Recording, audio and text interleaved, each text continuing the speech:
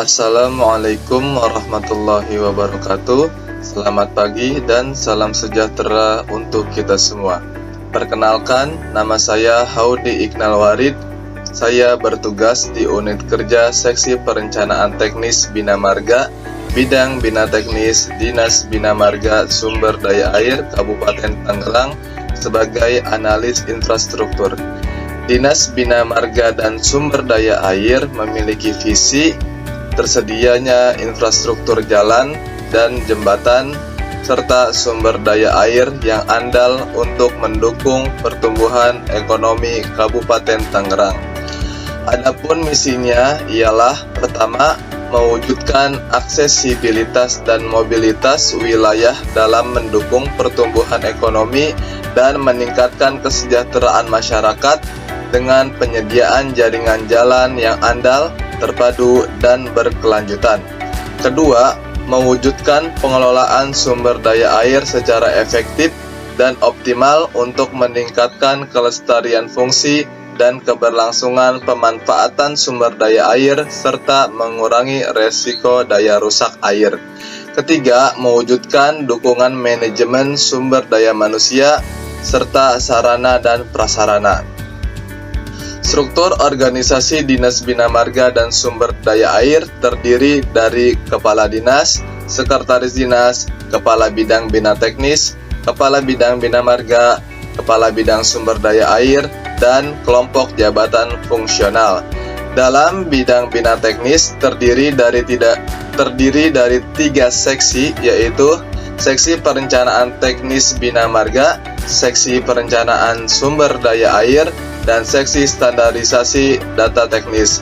Dan dalam bidang Bina Marga terdiri dari 3 seksi, yaitu Seksi Pembangunan dan Pemeliharaan Jalan Jembatan, Seksi Pengawasan Teknis Pelaksanaan Jalan Jembatan, dan Seksi Pengendalian dan Pemanfaatan Kebinamargaan. Sedangkan dalam bidang sumber daya air terdiri dari 3 seksi, yaitu Seksi Pembangunan dan Pemeliharaan Sumber Daya Air, Seksi Pengawasan Teknis Pelaksanaan Sumber Daya Air, dan Seksi Pengendalian Pemanfaatan Sumber Daya Air. Selain itu juga, dalam struktur organisasi terdapat beberapa unit pelaksana teknis atau UPT yang dapat bertindak cepat dalam menangani permasalahan kebinamargaan dan SDA yang terjadi di wilayah Kabupaten Tangerang. Pada Dinas Bina Marga dan Sumber Daya Air terdapat nilai-nilai yang harus dijunjung tinggi oleh para pegawainya. Di antaranya, memegang teguh ideologi Pancasila, setia dan mempertahankan UUD 45 serta pemerintahan yang sah, mengabdi kepada negara dan rakyat Indonesia, menjalankan tugas secara profesional dan tidak berpihak, membuat keputusan berdasarkan prinsip keahlian. Core bisnis yang dijalankan oleh Dinas Bina Marga dan SDA ialah perencanaan, pelaksanaan, dan pengawasan pembangunan konstruksi infrastruktur, jalan, jembatan, saluran irigasi, dan saluran drainase. Sebagai analis infrastruktur di Seksi Perencanaan Teknis Bina Marga, saya memiliki tugas sebagai berikut.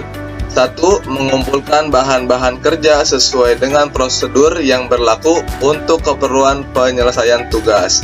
2. Mempelajari, menganalisa, serta menelaah bahan-bahan sesuai dengan bidangnya agar memperlancar pelaksanaan tugas. 3. Mengadakan penelitian berdasarkan permasalahan dalam rangka menyelesaikan pekerjaan.